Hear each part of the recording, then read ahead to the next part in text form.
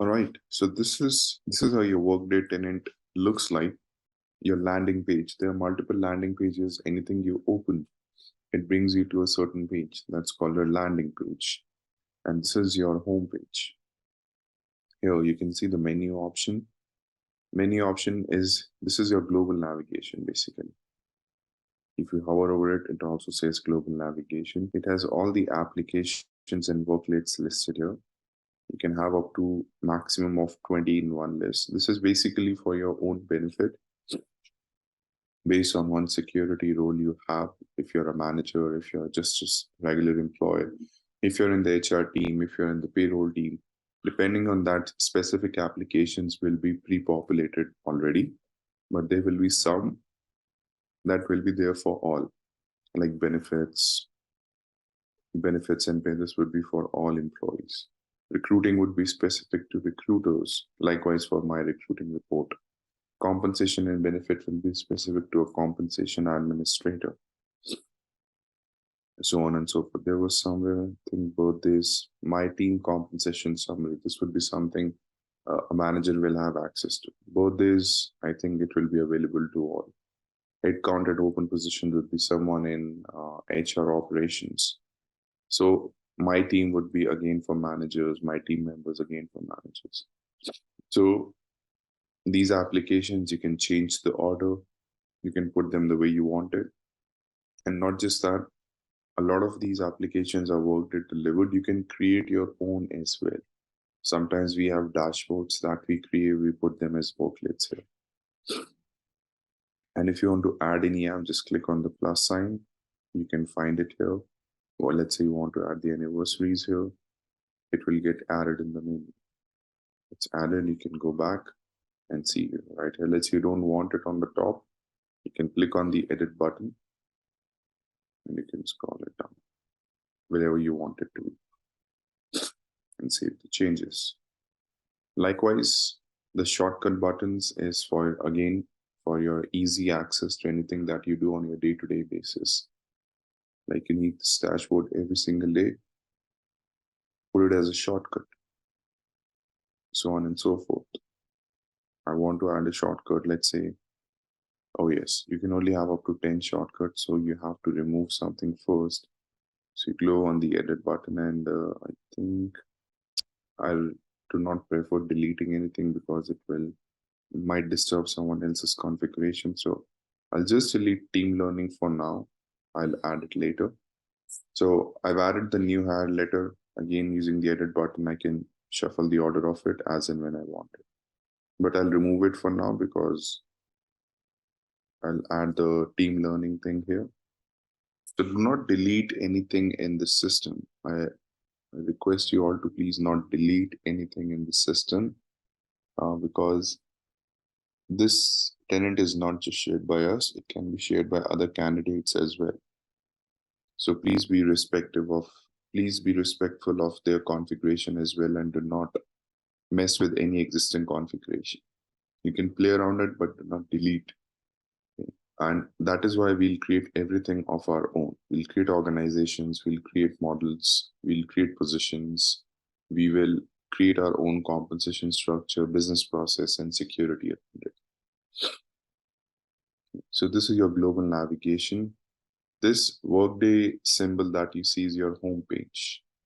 Anywhere you are in the system, let's say I am at this particular step and I want to see this course, how it looks like. I can start it. I'll just click here and it will bring me back to my homepage. It's like that in the earlier iPhone models, they used to have a button, just one single button in the center. That is what this is. And based on which company you join in, this logo will change to your company's logo. If you're working with Netflix, this will be Netflix logo. If you're working with Amazon, this will be Amazon logo. So you can do that co-branding. That's most of the companies do it. Then over to my right-hand side, starting from the rightmost, this is your profile button. Like every account is a profile button. It has multiple options. Not many of them we use on a regular basis, in fact, ever. The only thing we do is we view the profile. Here you can see different panels: summary, job, contact, personal, compensation. And within each panel, you have multiple boards. Some people call it boards, some people call it tabs, some people call it areas. There is no specific word for it. And depending upon what different areas of Workday your company has availed or subscribed for, you will get that. Let's say your company is not using Workday benefits, you won't have it here. Your company is not using the pay module like the payroll, you won't have it here. So on and so forth. The company is not using travel or procurement, it won't be here. And this would be same for all employees. The only difference would be based on your security, what information is visible to you. So for example, uh, Logan is your colleague, right? You guys are in the same team. And if you navigate to Logan's profile, you click on the contact information, the only thing you see is work contact information, because that's public information within the company. You won't see the home contact information. And likewise for Logan as well. But if your manager is looking at Logan, they might have access to this and also to the emergency contact. You as an employee or a peer, Logan will not have that access. And it's all defined in the backend, which we'll also learn. And then the button to the left, as you can see, there are two buttons. One is a bell icon, one is this folder. This is called as My Tasks. As of this release in September, it actually came in the month of March this year also. But I don't know the adoption rate for this. So My Task is your inbox. Initially, it was called as Inbox. This year, they have rebranded it to as My Tasks. Now, when you click on it, these are all the action items. So in your notes, write down My Tasks is equal to action items. My Tasks is equal to action items. And these are not like your regular emails that you receive on your work email, that someone has done this, someone has done that. These are proper action items that you have to take. Like here, you have to select the overall status. You have to take a mass action on particular item. You have to do a benefit change, so on and so forth. So these are all your action items versus the one in the bell icon. These are your notifications. Notifications are primarily for the purpose of information, just letting you know that you have received, or a very good example which will help you relate it. If you're a manager, your employee has applied for a time off, right? You might not be aware of that, but that notification will be in your work email saying that your employee XYZ has applied for these days of time off. Now that is one notification.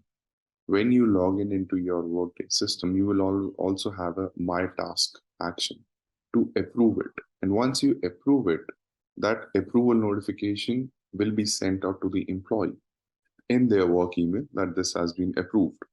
So your inbox item come from business process, so does your notifications.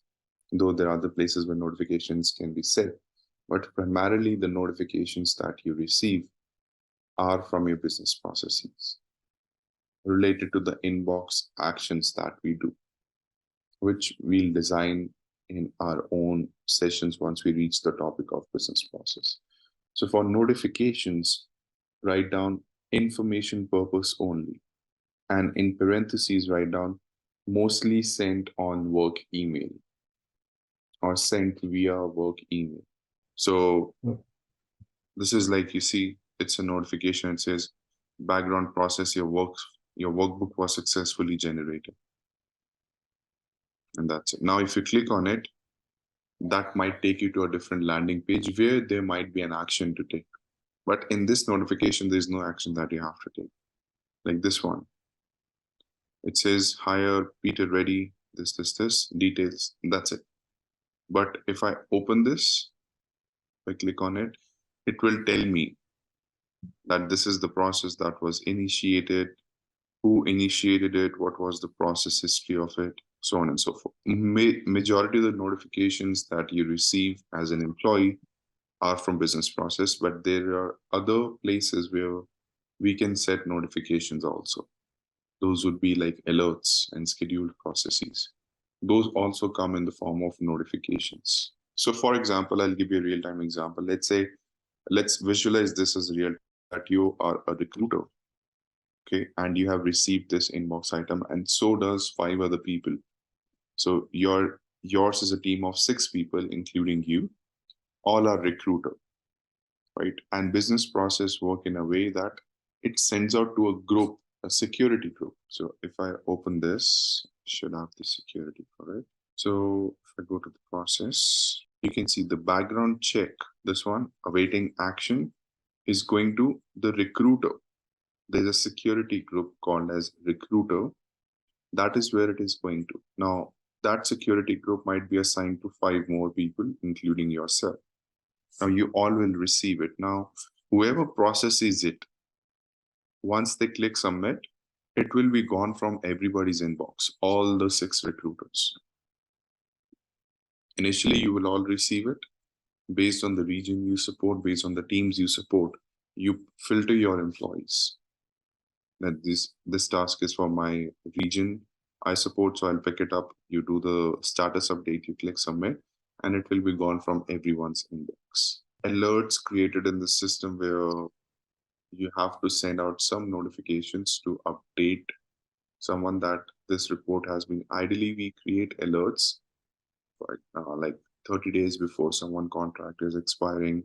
These kind of things where we have to update a group of people that this is what is happening, and if there's an action, please take that action. So we create alerts and we send out notifications, set up notifications on them so that they get. And also, when we create reports, we can schedule reports to be delivered at a particular timeline.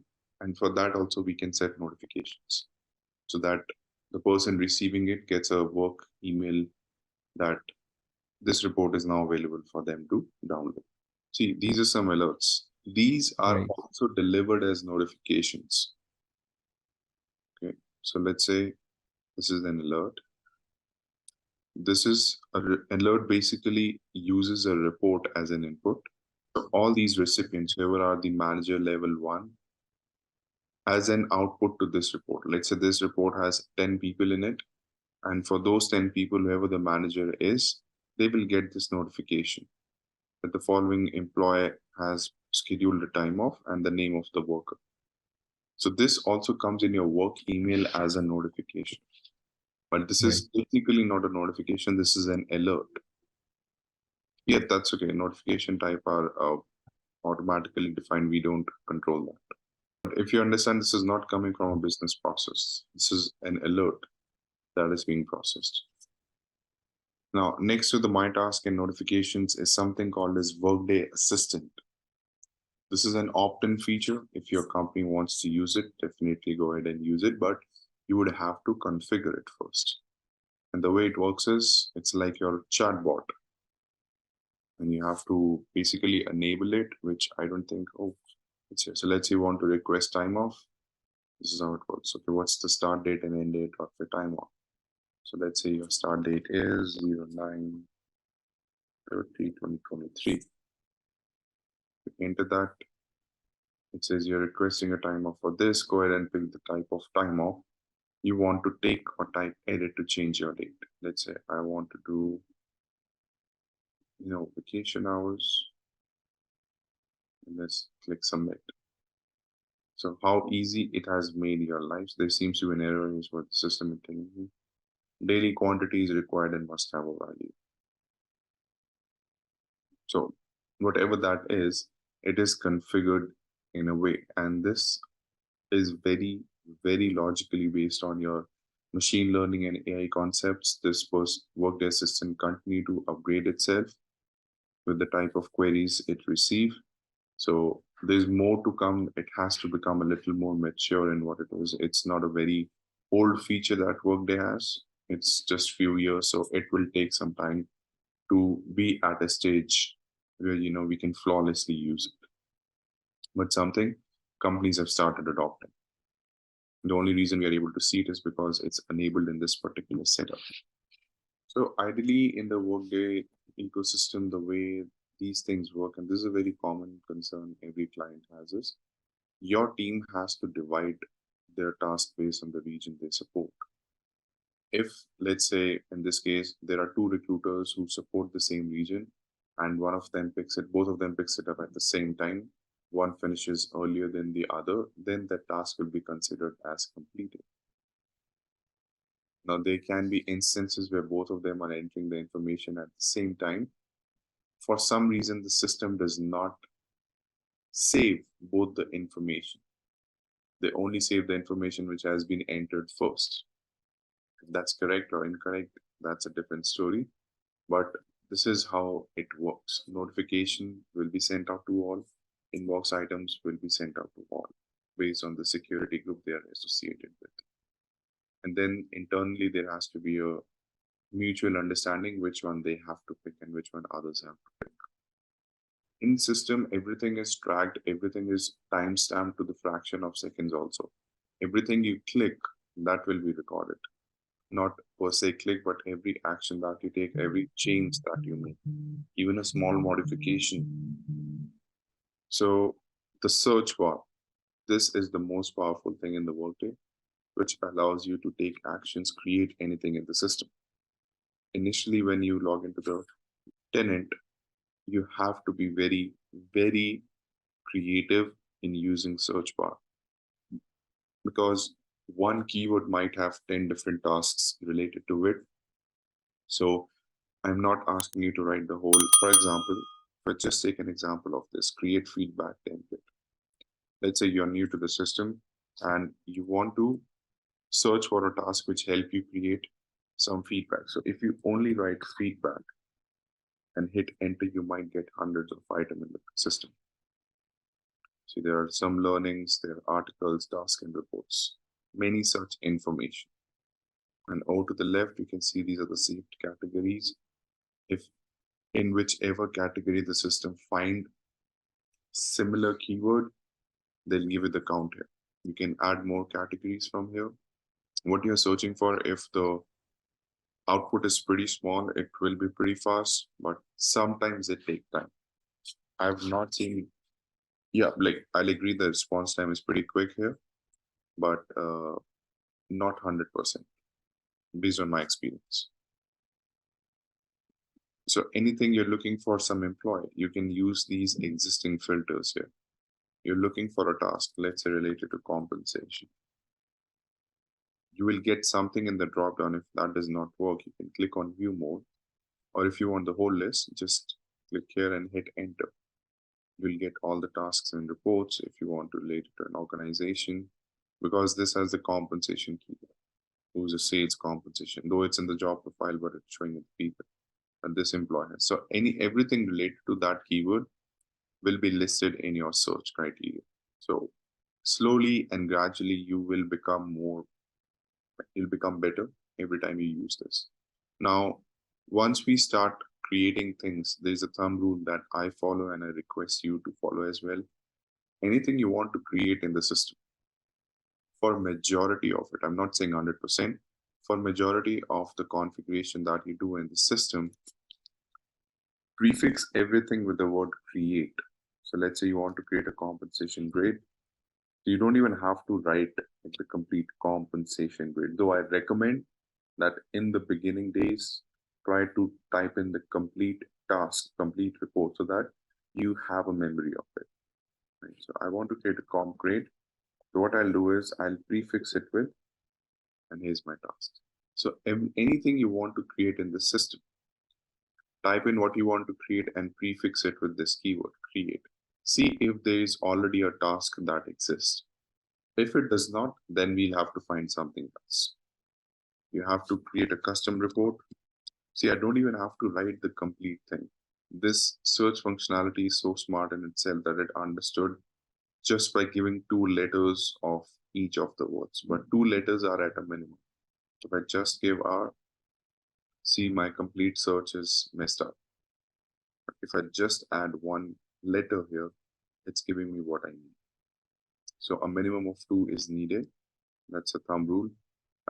But initially, I'll suggest that you please write the whole task. And obviously, you might not know what the whole task is, but if you've used it once and you're using it again, then I'll recommend please write the book.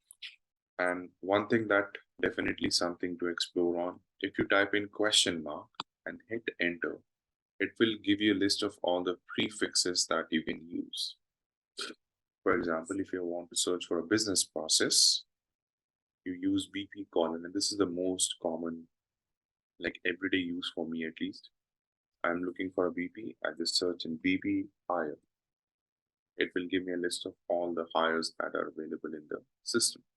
Likewise, BP termination. It will give me a list. Now I'm looking for a job requisition. I'll write in JR and a number next to it. Let's say 1, 2, 3, 4, something like this. If something exists, now I don't know what coding, how they are putting a pattern around the naming convention of the job requisition, whether it's only a number alphanumeric, you can find that out. Not, I would say, we as consultant do not use much of it. We mostly use BP. That's what I've seen. Us searching for some location, use LOC. But other than that, in my experience, I've not used much. But something, this is where it mixes up. Depending upon what your nature of your work is, you might find some other prefix useful to yourself. Click on my homepage, and this is where the announcements are. Ideally, they are on your homepage, and announcements are specifically information which you need to broadcast to a whole, like to the whole company. Or even if you have to restrict it, you can again do that through security. One last thing in navigation, which is very, very, very important. There's something you would see that these are blue links, right? Like this is not a blue link. This is, and business title is not. With every blue link, you will have 3 dots. This 3 dots is your related actions button. Related actions.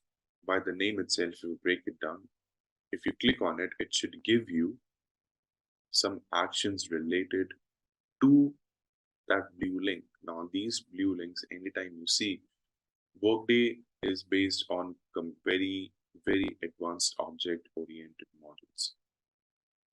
Right now, I'm not asking you to learn what that is. That will not help, but everything in the blue link is an object. Not a business object, just an object. Some of them might be a business object, but all of them are first an object. And every object, you can take an action. And that action can be taken through this related actions button. And depending upon the type of that object, like this is a worker, right? This is a location. This is a supervisory organization. This is a position. This is a job profile. Your options will change. So if I click on the job profile, what actions I can perform, you can see on this job profile. I can do it through here. Likewise, if I go to this position, you can see this is a position. These are the actions I can do. I go to a supervisory organization. You can see supervisory organization. These are the actions you can take on it. So on and so forth, depending upon what type of object that is. Now, if I open this, let's say position. Position is related to worker. It also has a location. Like within this also, it's giving you some information. Each of these are objects in itself. Right? Logan McNeil is a worker type object. Right now, this is a worker, so it becomes an instance. We talk about these terms a lot when we start with reports. That is when the real concept of business objects, data sources, instances become a lot clearer. And the reason you are able to see all these actions is because you all, like we are logged in as Logan McNeil, who is a super user who has majority of the access in the system. Right? For any regular user, you won't even see these blue links. they can only be able, like, it will be view only for them. So let's say I log in as Logan's colleague. They can see this, but they won't have this related actions button. They cannot click on it. Like if I click on it, it takes me to that particular page, that particular object. From here, I can navigate to other places because I have the security. And the button on employee's profile also is the same. So the Workday delivered name is related actions, but companies use different names just for fun. Some people call it the Lego because it looks like a brick. Some people call it a brick. Some people call it Twinkie, so on and so forth. So it's no big thing that your company might name it something else, but this is ideally a related actions. And as we progress with different topics, we navigate to different pages, we create multiple items. So your navigation, like where do you have to go next? Your instinct of, or your basic understanding of this is where I have to go next, this is what I have to do next, will improve. Now moving on to our first core pillar, organizations. So there is a Workday delivered report called as organization types. You can see there are 58 items here.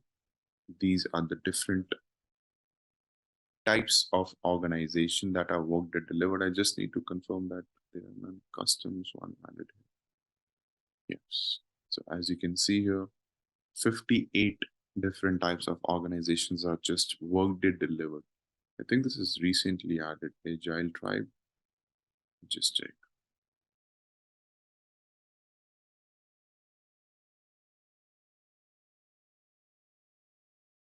It was added in 2022, so could be a Workday delivered. And based on what industry you are in, you can use the ones that your company needs. The one that we will be working with is company, cost center, location, location hierarchy, last but not the least. So in your notes also, you have these listed down: supervisory, location, location hierarchy, cost center, and company. The task of creation, each of these starts with the keyword create. You want to create a company, type in create company. You want to create cost center, type in create cost center. As simple as that. Now, one thing we have to understand, do you have this keyword written in your notes? Please go back to your notes and open the page where you have the first pillar written down. Do you have this keyword written, reorganization? Wherever you get some space, just write down reorganization. And like this also, we learned from navigation, like you have these options here. By clicking this, it comes down to a normal size. I can expand it. You have these, you can export it to worksheets is a Workday functional area. It works like Microsoft Excel, but not obviously that fluent, that advanced like Excel is. They are maturing this as well. If you want to export this to Excel, like download this local to your machine, you can also do that. So some more navigation items. You want a different view to it, you can do that by clicking here. It will collapse all the rows. Okay. This might not be applicable because like after collapsing, you will see everything in one row. But this is the default setup. And also down here, you can filter. By default, you can see 30 at once, and then you can just navigate to other pages. But if you want to see all at once, just in one scroll, you can do that. And this is your Workday Assistant button. Now, when we talk about organizations, what exactly those are, let me pull up a screenshot for you. I thought it's better we design it earlier. Can you see this visual that I have here? So in this, you can see the one on the left represents your supervisory organization structure, where you have the company node on the top. Let's call it white hat.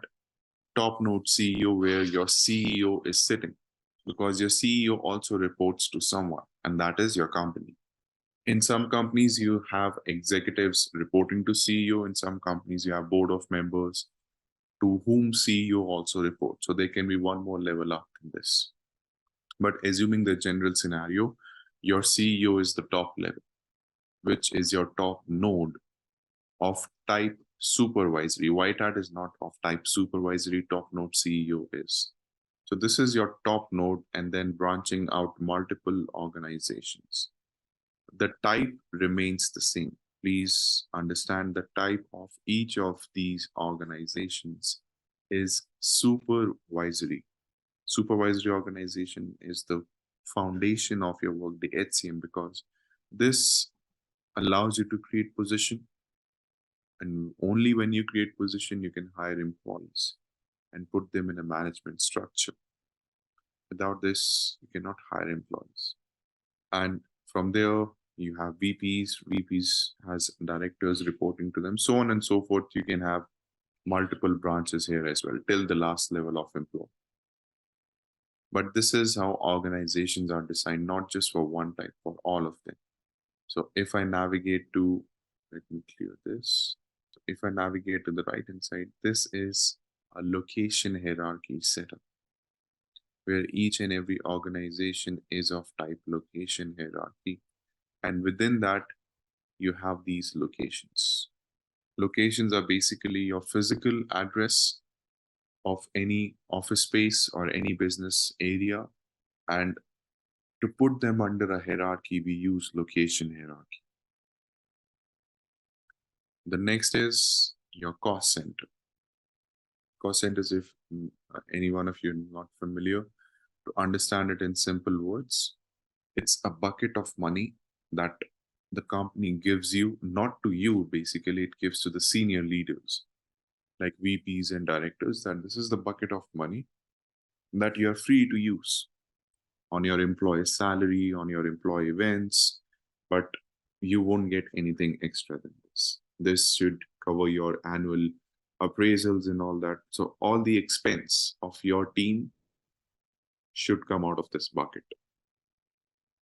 So cost center is nothing but a bucket of money, as easy as that. But in the backend, it's not that easy. This is just a high level understanding of what that is.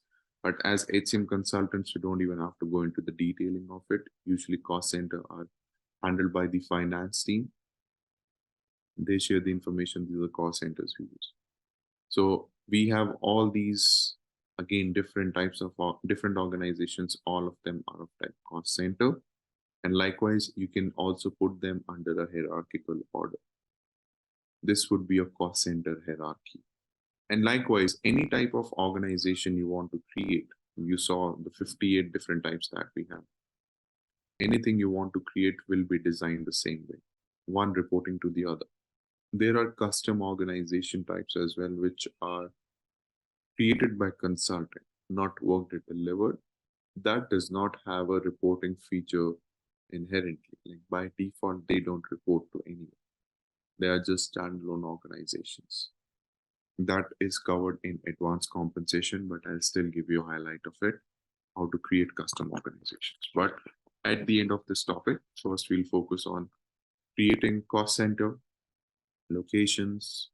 cost center, locations, and supervisory. And one more thing I mentioned is your company. So let's start with creation of your company first. The task that we use is create company. So starting with create company task. Here is a task. I just added create companies right here. So I start with it. Now, anytime you work with any type of organization, any type, irrespective of which industry you are in, whenever you work with organizations, you create them, you modify them, you will always be prompted to enter a reorganization event. Now think of this reorganization event as your buddy or as your friend who has a record, or consider this as your personal assistant who has a record of all the activity you did to complete a particular project.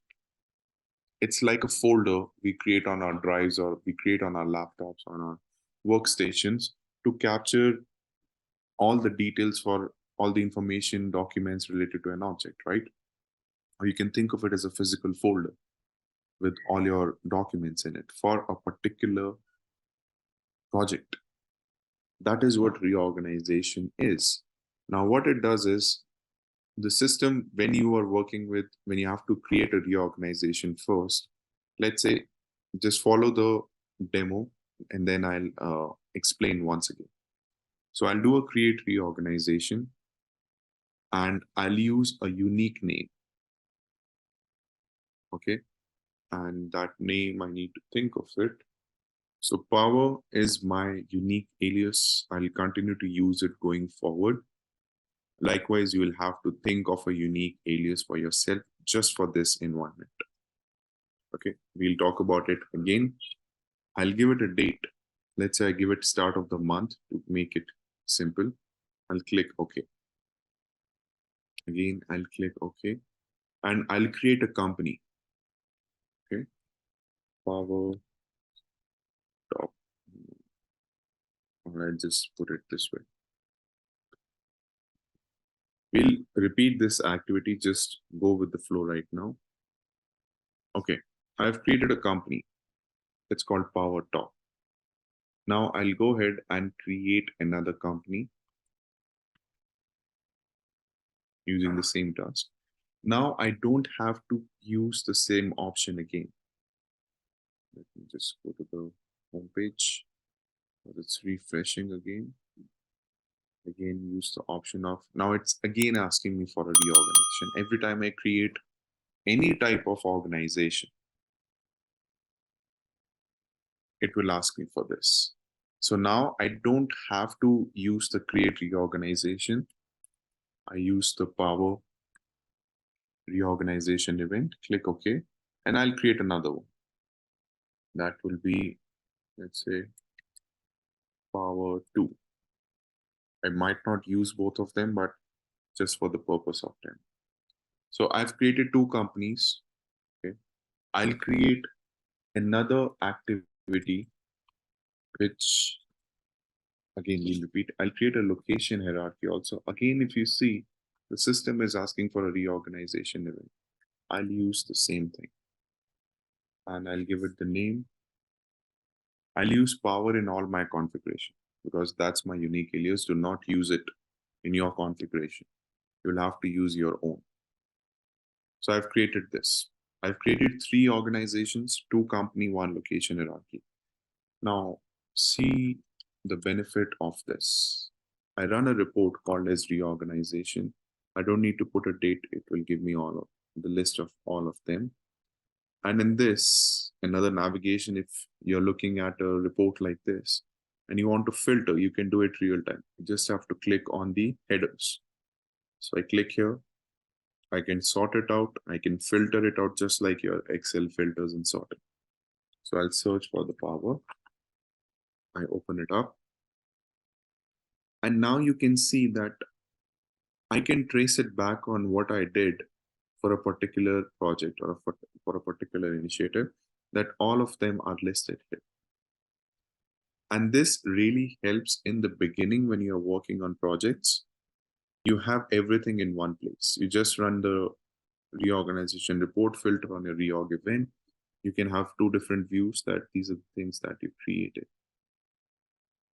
Though this report is not very informative, like it will show you that organization, it will not tell you the type of organization. Right? Even in this, it does not tell you the type of organization you are creating. So you have to go here and see the type, which is defined here. We are not going into the detail of tax ID, tax numbers, and all those PIN IDs in that. We are just creating it from the purpose of HCM, not from the finance. Though there are obviously a lot of options that you can add in a company. You can see cash balances, tax details, industry codes, creditor identifiers. There's so many, but these all are accounting and finance thing. We won't go into. Sure. And once you have created something, you can also edit it. But again, you should have the security for it. So I go to the company, I can do company edit. but it does not allow me much option. But it does tell me you can edit the name and code. Make sure you use the effective date. Since we started the batch in September, so I follow this thumb rule that I do all my configuration effective 1st of that month, whichever month we start, so that everyone is on the same page. Ideally, real time, you will be doing it on that particular day. So I want to change it. So I'll just add company in the name itself, so that in my reorganization report, I don't have to get confused. In real world, when you receive a requirement to work on something like this, you have to ask the requester, what naming convention do you want me to follow? If they don't have anything, look at the existing setup and find out a pattern yourself. So I've changed it. So this reorganization is nothing but your folder of your events. And every time we do this, but it's not like even after 6 months, if you're creating a company, you're using the same reorganization event. Obviously, you will have to create a different one. Why we create this? Because we have everything under one roof, and majority times, let's say your company just acquired another organization and you have to create a lot of supervisory organizations, locations, a lot of different stuff we have to do. So you can trace it back with this report. If you create everything under one name, you can trace it back.